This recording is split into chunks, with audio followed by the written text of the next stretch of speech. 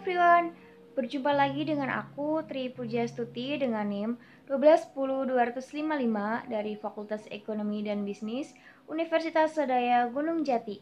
Nah, jadi pada video kali ini aku akan membahas materi mengenai pembelajaran berbasis kompetensi.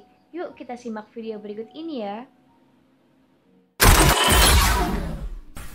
Tujuan pendidikan dan pelatihan berbasis kompetensi. Tujuan pendidikan dan pelatihan adalah kompetensi yang diharapkan dicapai peserta setelah menyelesaikan proses diklat. Kompetensi ini berbentuk kinerja atau unjuk kerja yang baik dalam bidang kehidupan atau pekerjaan. Kinerja yang baik dapat dicapai berkat kemampuan menerapkan pengetahuan, keterampilan, dan sikap perilaku. Yang pertama terdapat kurikulum berbasis kompetensi. Kurikulum berbasis kompetensi merupakan kurikulum yang ditunjukkan untuk menciptakan tamatan yang kompeten dan cerdas dalam membangun identitas budaya dan bangsanya. Yang kedua, kompetensi yang dikembangkan. Kompetensi yang dikembangkan berupa keterampilan dan keahlian bertahan hidup dalam perubahan, pertentangan, ketidakmenentuan, ketidakpastian, dan kerumitan dalam kehidupan. Serta yang ketiga terdapat desain dan pengembangan sistem. Desain dan pengembangan sistem pembelajaran dengan seluruh komponen di dalam harus difokuskan pada tujuan pembelajaran yang berisi mengenai kompetensi. Jadi, pembelajaran berbasis kompetensi tidak hanya difokuskan pada pencapaian peserta diklat, tetapi juga pada pencapaian pengajar. Kompetensi awal dan karakteristik awal peserta didik. Pihak pertama adalah pihak yang paling berkepentingan dalam hasil pembelajaran di masa depan. Mereka merupakan pihak yang perlu dibantu penyelenggara diklat untuk membangun cita-citanya peserta didik. Pihak kedua adalah penyelenggara diklat. Di dalamnya termasuk pengajar dan pengelola satuan pendidikan. Pihak ketiga yaitu pengguna lulusan. Mereka adalah yang berkepentingan untuk mendapatkan lulusan sesuai kebutuhan lapangan pekerjaan. Kompetensi dan pengukuran hasil belajar. Pada akhir proses pembelajaran, pengajar, peserta diklat dan masyarakat ingin tahu bagaimana hasil pembelajaran.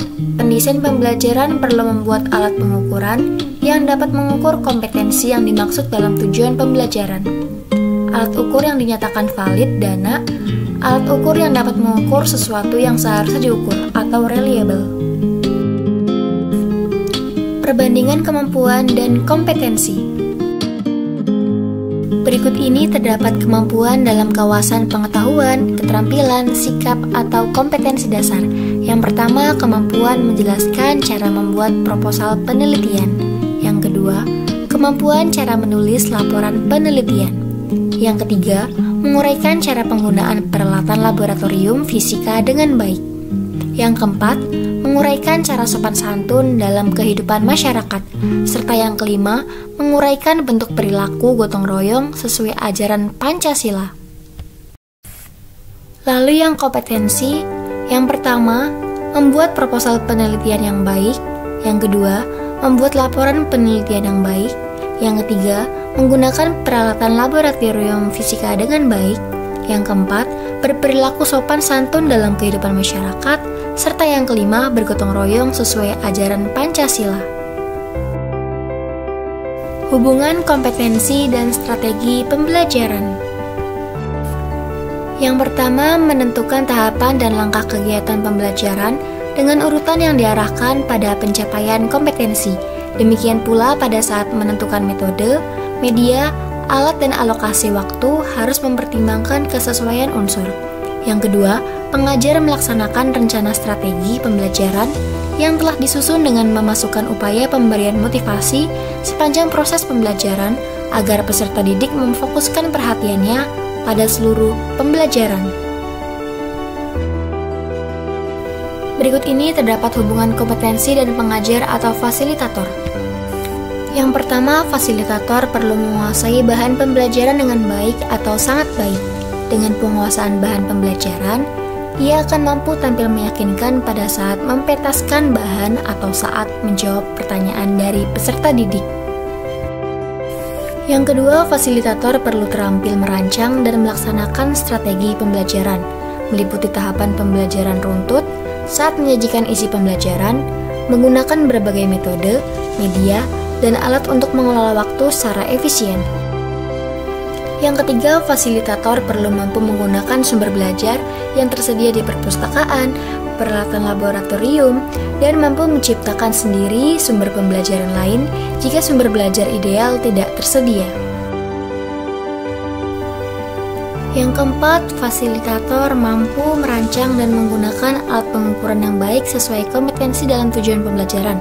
Alat pengukuran yang baik dilihat dari validitas, reliabilitas, dan kepraktisan penggunaannya. Serta yang kelima, fasilitator mampu memperoleh dukungan tenaga kependidikan dan pengelola satuan pendidikan di tempat kerja. Dukungan tenaga pendidikan berupa penyediaan ruang pembelajaran dan peralatan yang sudah tersedia.